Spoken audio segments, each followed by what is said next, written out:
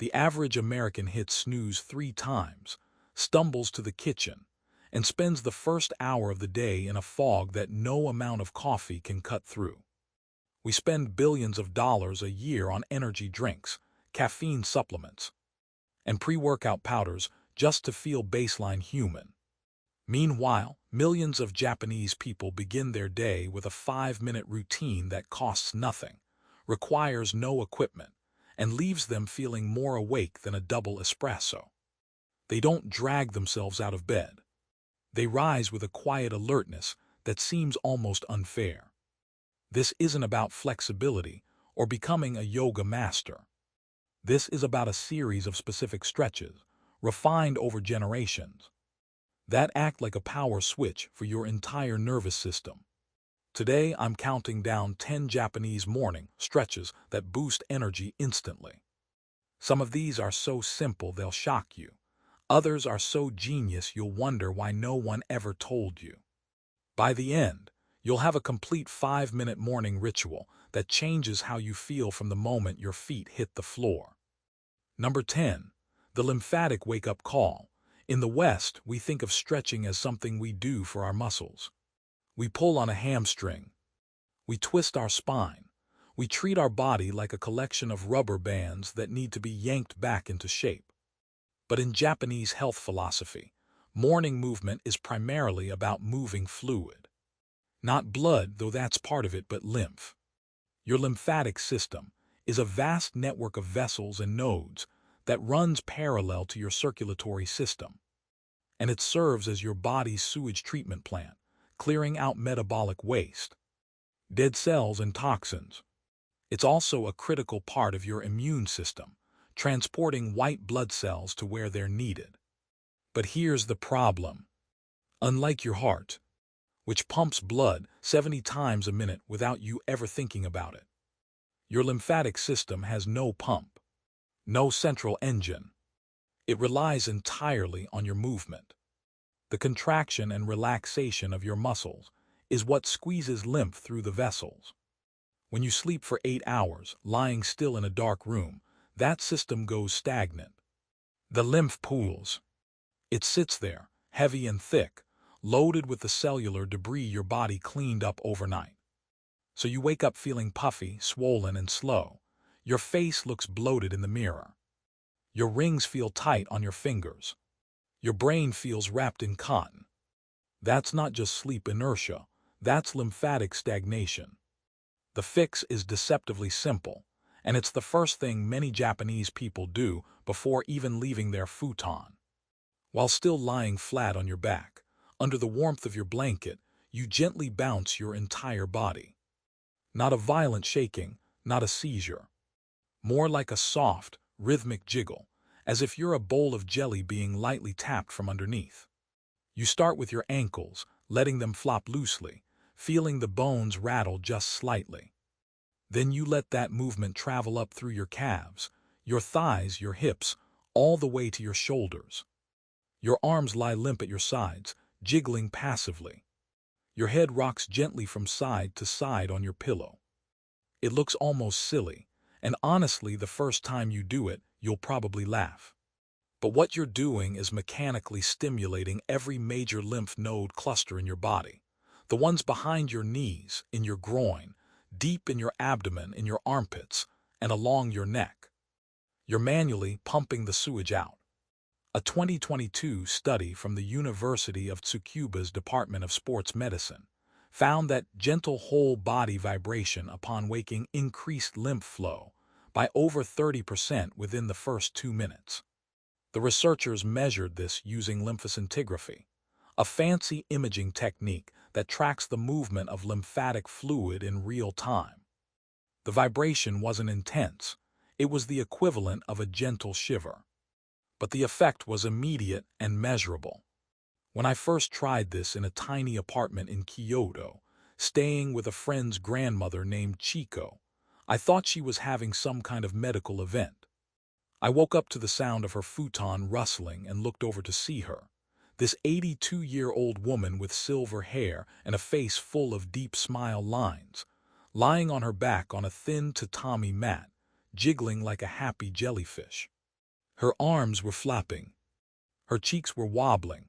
She had a serene little smile on her face. I asked if she was okay. She laughed, a deep belly laugh, and told me she'd been doing this every morning for 60 years. She called it her internal bath. She said it was the reason she never felt stiff, never got sick, and never needed more than 5 minutes to feel fully awake. I was skeptical, but the next morning I tried it. I lay on my borrowed futon, the smell of tatami in my nose, and I started to jiggle. At first I felt ridiculous. A grown man lying on the floor, wobbling like a bowl of pudding. But within 30 seconds, something shifted. The fog I usually felt behind my eyes, that heavy, drugged feeling that made me want to crawl back into bed and hide from the day. It began to lift. It was like someone was slowly draining a heavy liquid out of my limbs. By 60 seconds, I felt genuinely awake. Not jittery awake, not caffeinated awake, but clear awake. My eyes felt open in a way they usually didn't until after my second cup of coffee.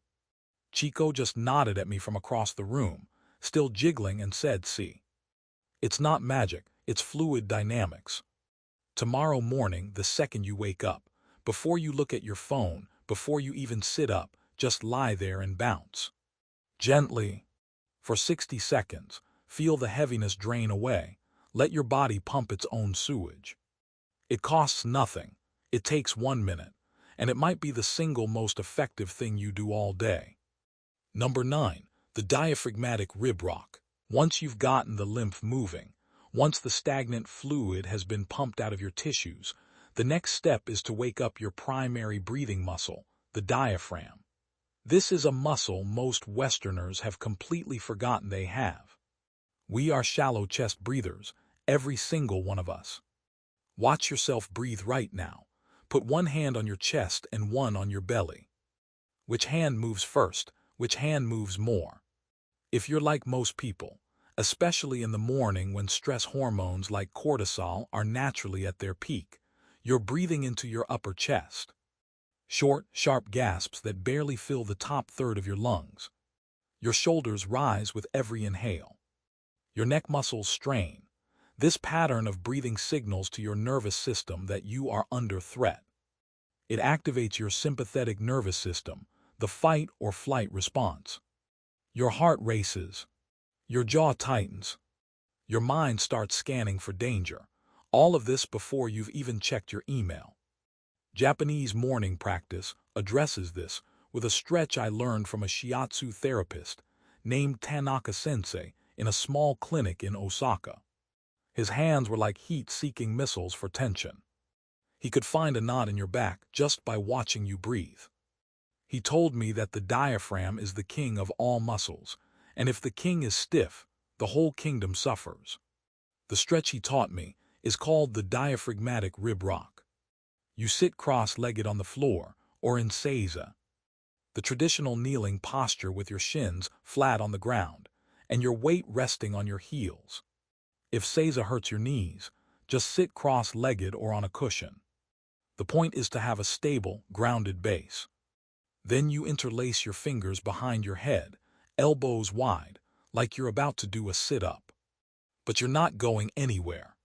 You just sit there, tall and still, and then you gently twist your rib cage. Not your lower back, not your shoulders, just your ribs. The motion is small, almost internal. You're not trying to crack your spine or twist into a pretzel. You're creating a subtle rocking motion that pulls and releases the intercostal muscles, the small muscles between each of your ribs, and the big dome-shaped diaphragm underneath them. As you rock your ribcage to the left, you exhale fully, squeezing every last drop of air out of your lungs.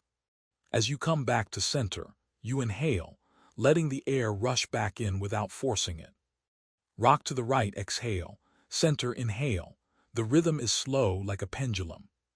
Left, exhale, center, inhale, right, exhale, center, inhale. You do this for 2 minutes. The first time I tried it, I felt something I hadn't felt in years. My ribs actually moved. They spread apart and came back together like the gills of a fish. I could feel the cartilage between my sternum and my ribs, the costal cartilage, stretching and releasing. It was a strange sensation, almost ticklish, because those joints had been frozen for so long I'd forgotten they existed. A 2021 paper from the Showa University School of Medicine in Tokyo demonstrated that this kind of targeted ribcage mobilization significantly increased tidal volume, the amount of air you move in and out with each breath, within just 90 seconds. The study used spirometry to measure lung capacity before and after, and the results were striking. Participants were breathing deeper and more efficiently almost immediately. After a week of doing this every morning, I noticed something strange.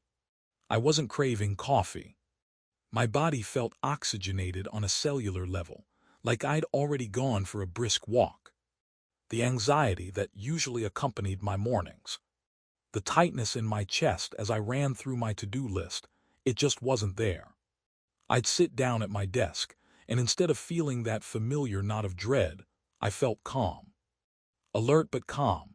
You're telling your nervous system through your breath that you are safe, that you are not being chased by a predator, that you can relax and be focused at the same time. Try it.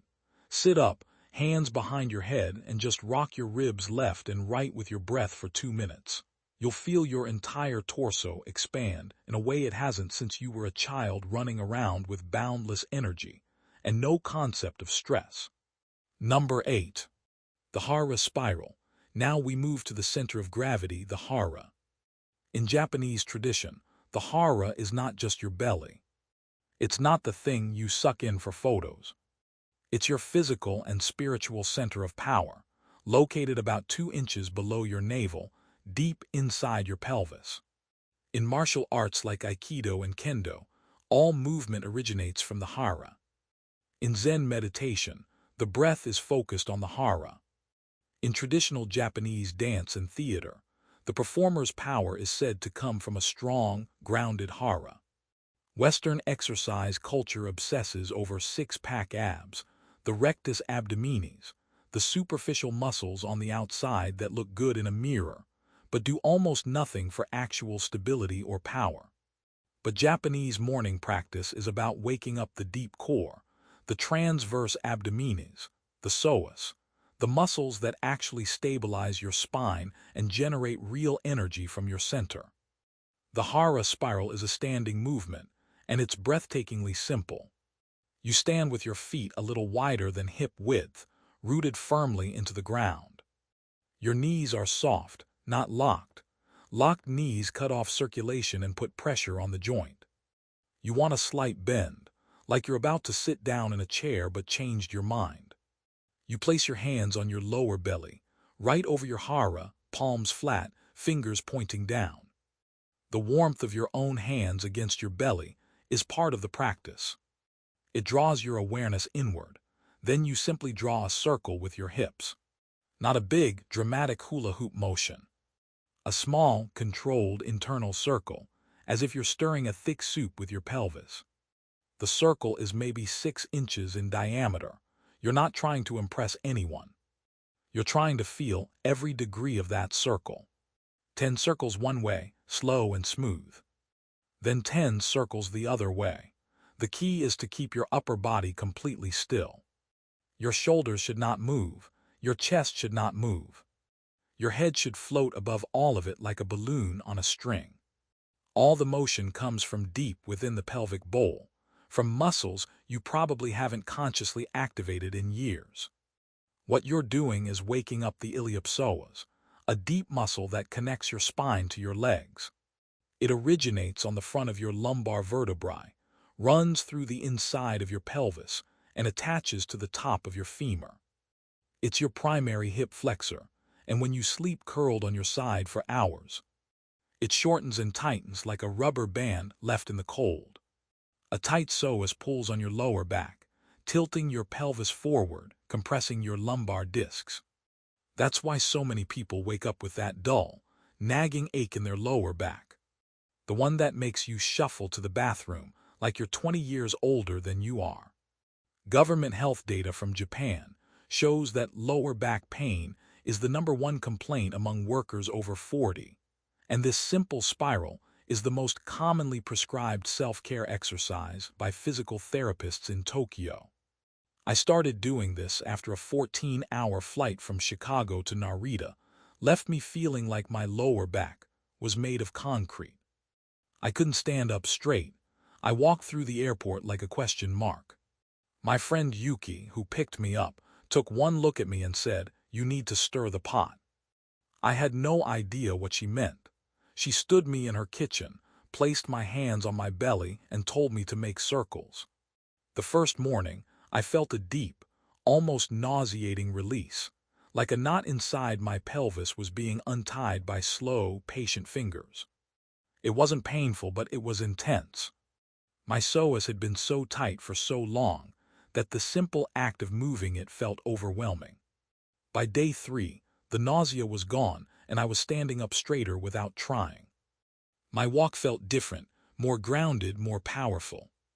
It's as if you're plugging your legs back into your power source after they've been disconnected all night. Stand up right now. Hands on your belly. Make those small, deep circles. Feel your center wake up. Feel the connection between your legs and your spine come back online. It's the closest thing to plugging yourself into a charger. #7. The shoulder snow melt. We carry our stress in our shoulders. That's a cliché in every culture. You can walk into any massage parlor in any country on earth, and the therapist will find the same knots in the same place. Right at the top of the trapezius, where the neck meets the shoulder. But Japanese morning stretching has a specific, almost surgical approach to releasing the trapezius muscles that I have never seen in any Western gym or yoga studio. It's called the shoulder snow melt, and the name comes from the image of snow sliding slowly off a warm roof. It's a beautiful piece of imagery, and it perfectly captures the quality of movement you're aiming for. You stand or sit with your spine straight, head balanced on top of your neck like a bowling ball on a pedestal. You lift both shoulders up toward your ears as high as they will go. You squeeze them tight, scrunching your neck down into your torso like a turtle retreating into its shell. You hold that tension for a full 5 seconds. Really hold it. Feel the burn. Feel the effort. Your trapezius is working hard to keep your shoulders elevated. Then, instead of just dropping them, you let them melt. You imagine them sliding down your back, heavy and warm, like snow sliding off a heated roof tile on a sunny winter day. The drop is slow, controlled, and it goes past the neutral point. You deliberately let your shoulders sink lower than normal, lower than feels natural, letting your shoulder blades spread wide across your back like wings unfolding. You hold that melted position for another 5 seconds. Then repeat the whole cycle 3 times. This works on a principle called proprioceptive neuromuscular facilitation, or PNF, which is a fancy way of saying you trick your muscles into a deeper state of relaxation by first maximally contracting them. The contrast between the contraction and the release sends a powerful signal to your muscle spindles, the sensors that detect stretch, telling them to let go. A 2023 study from the Nara Medical University Department of Rehabilitation found that this contract-release sequence reduced upper trapezius tension by over 40% more effectively than passive stretching alone. The researchers measured muscle tension using electromyography, sticking electrodes on people's shoulders and measuring the electrical activity. The difference between the contract-release group and the passive stretching group was dramatic. The first time I did this, I actually let out an involuntary sigh. Not a small sigh. A deep, guttural, almost embarrassing sigh. The kind of sigh you make when you finally sit down after being on your feet for 12 hours. I hadn't realized my shoulders were even tight. They'd been living up by my ears for so long it felt normal. The tension had become my baseline. The release was so profound, it almost felt like I was melting into the floor. Like my shoulder blades were pools of warm butter spreading across my back. We spend our days hunched over screens. our shoulders creeping upward in a defensive posture that signals to our brain that we're under attack. It's a primitive response. When animals feel threatened, they hunch their shoulders to protect their vulnerable neck. We do the same thing when we're staring at an inbox full of demands. This stretch reverses that signal. It tells your entire nervous system that the threat is over, that you can let your guard down, that you are safe. Try it now. Lift, squeeze, hold for 5. Feel the burn.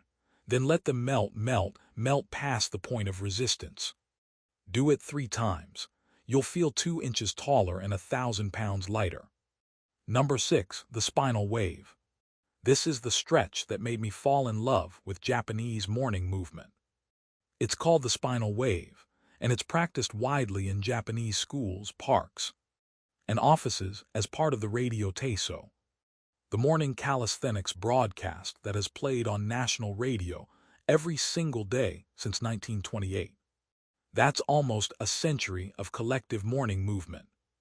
Over 90% of Japanese people know this movement by heart. They learned it as children and they've been doing it ever since. It looks simple. Almost too simple. You stand with your feet together, arms hanging loose at your sides like empty sleeves. You slowly roll down, one vertebra at a time, starting from the crown of your head.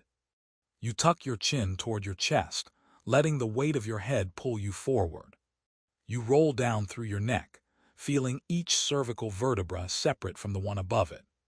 You roll through your upper back between your shoulder blades, where all the tension from hunching lives. You roll through your middle back, your lower back, until your hands are dangling toward the floor, heavy and loose. You hang there completely limp for a full breath. Your arms sway like ropes. Your head is heavy, your spine is a loose chain.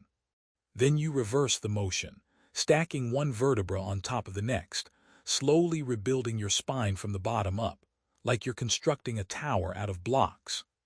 Lumbar vertebra by lumbar vertebra, thoracic by thoracic, cervical by cervical, until you're standing tall again, head floating on top of a straight, aligned spine. The entire cycle takes about 20 seconds. You do it 5 times. The genius of this movement is that it mobilizes every single segment of your spine individually. When you sleep, your spinal discs, the shock absorbers between your vertebrae, fill with fluid and expand. That's why you're actually taller in the morning, up to ½ an inch taller. But that extra fluid also makes your spine stiff and vulnerable to injury if you move it abruptly.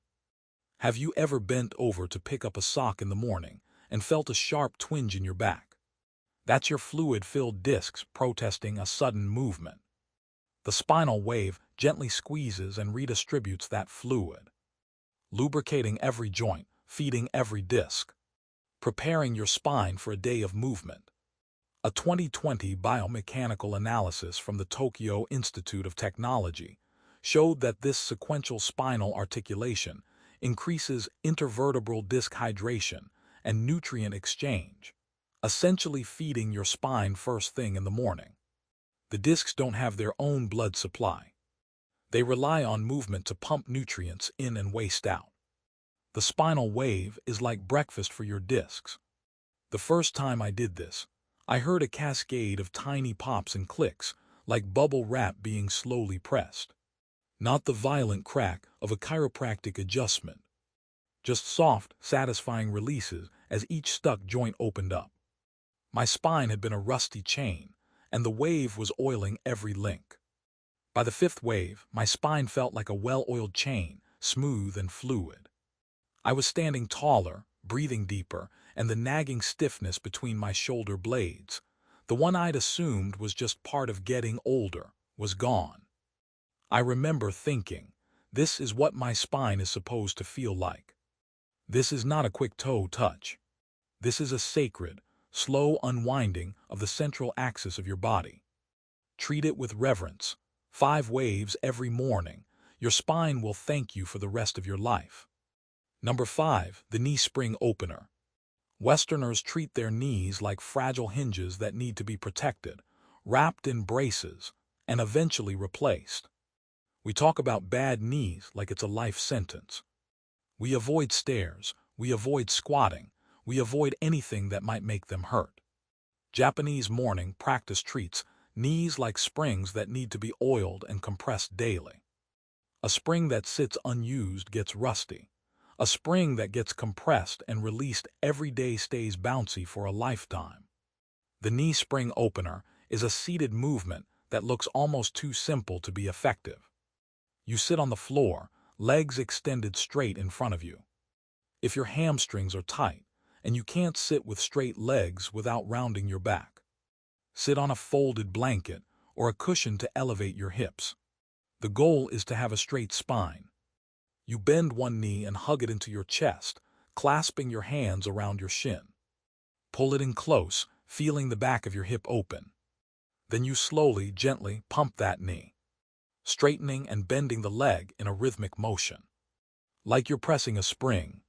Straighten, bend. Straighten, bend, 10 pumps, then you switch legs. Then you do both legs together, hugging both knees to your chest and pumping them in unison. The crucial detail, the thing that makes this work, is that you keep your foot completely relaxed. Not pointed like a dancer, not flexed like you're trying to stretch your calf, just loose. A floppy, heavy foot, and you never fully straighten the knee to a locked position. You keep a micro bend, even at the end of the pump. Locking the knee puts stress on the joint capsule. Keeping it slightly bent keeps the muscles engaged and the joint protected. This motion does 3 things simultaneously. First, it pumps synovial fluid, the lubricant inside your knee joint, across the cartilage surfaces. Synovial fluid is like the oil in your car engine. When the engine sits cold all night, the oil drains down into the pan. You need to run the engine to circulate the oil. Your knees are the same. The pumping motion circulates the synovial fluid, coating every surface of the cartilage, reducing friction and wear. Second, it gently stretches the hamstring attachment behind the knee. The hamstrings cross the knee joint, and when they're tight, they compress the back of the knee, limiting range of motion. Third, it activates the vastus medialis, the teardrop-shaped muscle above your inner knee. This muscle is critical for knee stability, and it's the first to atrophy when you sit for long periods. A weak vastus medialis means an unstable kneecap, which means pain and grinding. A 2022 study from the Juntendo University School of Medicine found that this simple pumping motion, performed for just 2 minutes upon waking, significantly reduced knee stiffness and improved range of motion in adults over 50. The study followed participants for 8 weeks, and the results were consistent across the board. When I started doing this, I noticed the effect not in my knees but in my feet. My whole gait changed. I was walking with a smoother, more rolling stride because my knees were no longer subtly guarding against movement. I hadn't realized I was walking with a slight limp, a hesitation in my step, until it was gone. My friend Kenji, a 70-year-old carpenter in Kanazawa, told me he's done this every morning for 40 years. He still kneels and stands on hard wooden floors all day, building furniture by hand, with knees that feel like he's 30. He showed me his morning routine in his workshop, sitting on a small cushion, pumping his knees with the same steady rhythm he uses to plane a piece of wood. His movements were fluid, effortless. He said his father taught him this, and his father learned it from his father. It's preventative maintenance, pure and simple. 10 pumps per leg every morning. Your knees are not hinges, they're springs. Keep them springy. Number 4, the wrist and ankle awakening. This is the habit that shocked me the most because it targets areas I had never once thought to stretch. Your wrists and your ankles. In the West, we ignore our extremities until they hurt. We type for hours, we walk for miles, and we never think about the complex architecture of small bones, tendons, and ligaments that make it all possible. Then we develop carpal tunnel syndrome or plantar fasciitis and wonder what went wrong. In Japanese health philosophy, the extremities are like the nozzles at the end of a hose. If the nozzle is kinked, pressure builds up all the way back to the source. Stiff wrists and ankles from sleeping curled up all night create tension patterns that travel up your forearms and calves and into your shoulders and hips. The tension in your shoulders might actually be originating in your wrists. The ache in your lower back might be coming from your ankles. The wrist and ankle awakening is a set of circular rotations that take less than a minute total. You sit comfortably, either on the floor or on a chair, and extend one arm out in front of you. You make a loose fist, not a tight grip, just a relaxed curl of the fingers. Then you draw the largest circle you can with just your hand, letting the movement originate from the wrist joint. Not from your elbow, not from your shoulder. Just the wrist. 10 circles clockwise, slow and deliberate, exploring every degree of the circle. Then 10 counterclockwise. You'll hear clicks and pops. That's good. That's the 8 small carpal bones sliding back into their proper alignment after being jammed together all night. Then you do the other wrist. Then you extend one leg and do the same with your ankle, drawing big. Slow circles with your foot, exploring the full range of motion in every direction. Point your toes, flex them back, circle them around. Feel the ankle joint open up. The Japanese have a concept called te-ashi, hands and feet, which are considered the roots of all movement. If your roots are bound, the whole tree is weak. A 2021 paper from the Kyoto University Graduate School of Medicine found that daily wrist and ankle mobility exercises significantly improved grip strength and balance in elderly populations, not because the exercises made the muscles stronger, but because they restored proper nerve conduction to the extremities. The nerves that run to your hands and feet pass through narrow tunnels in the wrist and ankle. When those tunnels get tight from disuse, the nerves get compressed and the signal gets weak. By mobilizing the joints, you're opening the tunnels and letting the nerve signals flow freely again. When I first added this to my routine, I felt the effect in an unexpected place. My jaw, I'm a teeth clencher at night. I wake up with a sore jaw and tension headaches that sit behind my eyes like a dull weight. But within a few days of doing these wrist and ankle circles, the jaw tension started to ease. I was confused until I remembered that the body is connected by fascial chains, continuous sheets of connective tissue that run from head to toe. The tension in my extremities was traveling up those chains and pulling on my jaw and temples. By releasing the far ends, the whole system relaxed. It's a minute of your morning. Wrist circles, ankle circles, unkink the hose. Watch the tension drain from places you didn't even know were tight. Number 3, the flamingo balance. This is the stretch that flips a switch in your brain. The flamingo balance is exactly what it sounds like. You stand on one leg, the sole of your other foot pressed against your inner thigh or calf, never on the knee joint, and you simply balance. You pick a point on the wall in front of you, a spot at eye level, and you hold your gaze there, steady and soft. Not a hard stare, a soft, relaxed focus like you're looking at a distant mountain. You hold for 30 seconds. Then you switch legs. The stretch part comes from what happens to your standing leg. All the tiny intrinsic muscles in your foot, the ones that have been dormant all night, suddenly fire to life. Your arch lifts, your toes grip the floor, your ankle wobbles as it makes dozens of micro adjustments per second. Your calf engages, your quadriceps tighten, your glutes fire to stabilize your hip. It's a full chain reaction of muscular activation from the ground up. But the real magic is happening in your brain. Balancing on one leg forces your cerebellum, the part of your brain responsible for coordination and spatial awareness, to wake up and get to work. It's like a hard reboot for your vestibular system, the inner ear mechanism that tells you where you are in space. Your vestibular system is sluggish when you wake up. It's been offline for 8 hours. That's why you stumble to the bathroom, bump into door frames, and feel generally clumsy in the morning. The flamingo balance boots it back up.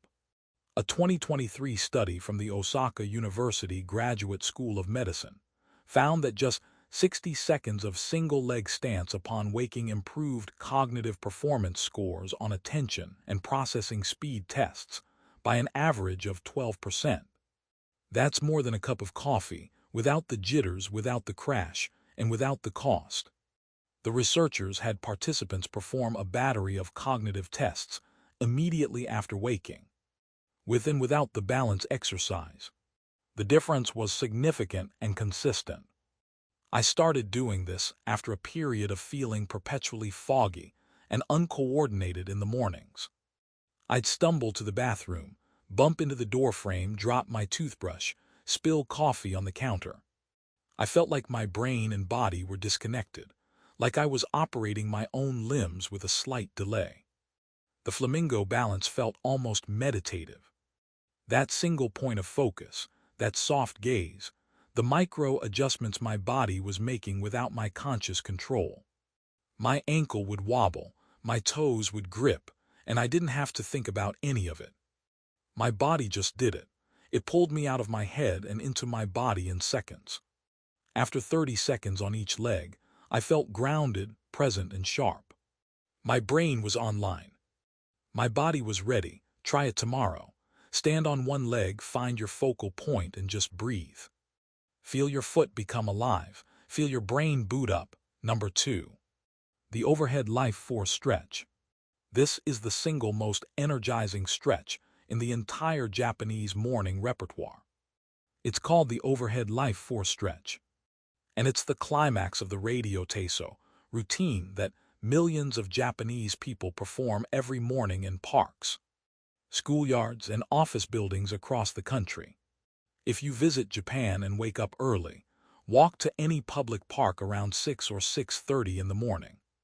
You'll see groups of people, young and old, standing in neat rows, moving in perfect unison to a recording broadcast over a small portable speaker. The voice on the recording is calm and rhythmic, counting out the movements. And the movement they all look forward to, the one that brings a smile to every face, is this one. You stand with your feet hip-width apart, grounded and stable. You interlace your fingers and turn your palms to face the sky. Then you slowly, with a deep inhale, raise your arms overhead, reaching up as high as you possibly can. You press your palms toward the ceiling, feeling the stretch from your fingertips all the way down through your ribcage, your abdomen, your hip flexors. You reach like you're trying to touch the sky. You hold at the top for a full 3 seconds, stretching taller with each breath. Then on an exhale, you release your hands and let your arms float down like leaves falling from a tree. Not a collapse, a float, gentle, controlled, graceful. You repeat this 5 times. The reason this is so instantly energizing is that it opens up the entire anterior chain, the front of your body, which crumples and shortens during sleep. Think about how you sleep, curled on your side, knees drawn up, arms folded in, chin tucked. You're in a fetal position for 8 hours. Your chest collapses inward, your shoulders round forward. Your hip flexors tighten and shorten, your abdominal wall compresses. This stretch reverses all of that simultaneously. It expands your ribcage to its full capacity, allowing you to take the deepest breath of your day. It stretches the large pectoral muscles, releasing the forward slump. It lengthens the psoas and the abdominal wall, creating space in your gut for digestion to begin. And it sends a rush of oxygenated blood to your brain. When I visited a public park in Nagoya at 6 in the morning, I saw a group of about 40 retirees, all in matching white t-shirts and loose pants, doing this stretch in perfect unison. They reached up with such joy, such collective energy. Their faces were lifted to the sky. Some of them had their eyes closed. Some were smiling. I joined them, feeling a little self-conscious in my rumpled travel clothes. By the third reach, I felt a surge of something I can only describe as pure vitality. It was like my entire body was saying yes, yes to the day, yes to being alive. Yes to the simple act of reaching toward the sky. This stretch is a celebration of being vertical, of being human, of having a body that can move and breathe and reach. 5 reaches every morning. Stretch toward the sky like you're trying to touch the sun. Feel the life force flow through you. And number 1, the most important Japanese morning stretch of all, the gratitude bow.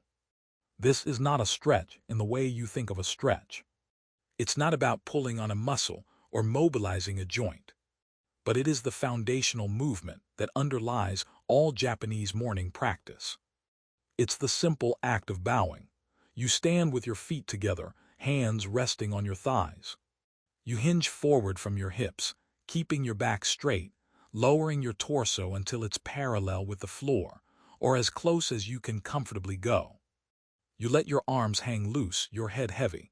You hold for 1 breath. Then you engage your hamstrings and glutes to pull yourself back up to standing. You do this 3 times. Physically, this movement is a profound hamstring and lower back stretch. It lengthens the entire posterior chain, the back of your body, which is where most of us hold our deepest, oldest tension. But the Japanese bow is not just a physical movement. It is a ritual. The word for bow in Japanese is ajigi. It's an expression of respect, of gratitude, of humility. When you bow to someone in Japan, you are saying, I see you, I respect you. I am grateful for this interaction. When you bow in the morning, you are not just stretching your hamstrings. You are bowing to the day itself. You are bowing to your body for carrying you through another night. You are bowing to the opportunity of another sunrise. You are bowing to the simple, miraculous fact that you woke up this morning, that your lungs are still breathing, that your heart is still beating, that you have another day on this earth. This mental framing transforms a simple forward fold into a powerful psychological reset. You are starting your day with an attitude of gratitude rather than resistance. You are not dragging yourself out of bed, dreading the day ahead. You are bowing to the day, welcoming it with open arms. A 2022 study from the Waseda University School of Human Sciences found that the combination of a deep forward fold with a mental intention of gratitude significantly lowered cortisol levels more than the stretch alone, or the gratitude practice alone. The physical and the mental amplify each other. The bow opens the body, and the gratitude opens the mind. Together, they create a state of calm alertness that is the ideal foundation for the day ahead. I started doing the gratitude bow after a particularly dark period in my life, when getting out of bed felt like a battle I was losing every morning. I would lie there, staring at the ceiling, dreading the moment my feet had to touch the floor. A Zen priest in Kamakura, a man with a face like weathered stone and eyes that sparkled with mischief, told me to stop fighting the morning and start bowing to it. He said the morning is not your enemy, the morning is a gift, bow to it. The first time I did it, I felt ridiculous. A grown man standing in his bedroom, bowing to an empty room. But by the 3rd morning, something shifted. The bow became a physical anchor for a new thought. I am grateful to be here. I am grateful for this body. I am grateful for this breath. The stretch felt deeper because my mind had stopped resisting. My hamstrings, which had been chronically tight for years, began to release in a way they never had with aggressive, bouncing stretches. The bow taught me that how you approach your body is how your body responds to you. Approach with aggression, it tightens. Approach with gratitude, it opens. The gratitude bow is the most important stretch, not because it's the most physically demanding, but because it sets the tone for everything that follows. It reminds you that your body is not an obstacle to be overcome. It's a gift to be cherished. 3 bows every morning, bow to the day. Bow to your body. Bow to the simple, profound miracle of being alive. So there they are. 10 Japanese morning stretches that take less than 5 minutes total. The lymphatic wake-up call, jiggling your body to pump the stagnant fluid out of your tissues. The diaphragmatic rib rock, waking up your breathing muscle and telling your nervous system you are safe.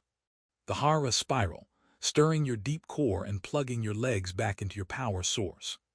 The shoulder snow melt, releasing the tension you carry in your trapezius and letting it slide away like snow off a warm roof. The spinal wave, oiling every vertebra in your spine and feeding your discs. The knee spring opener, pumping synovial fluid and keeping your knees springy for life. The wrist and ankle awakening, unkinking the nozzles at the ends of your limbs and releasing tension you didn't even know you had.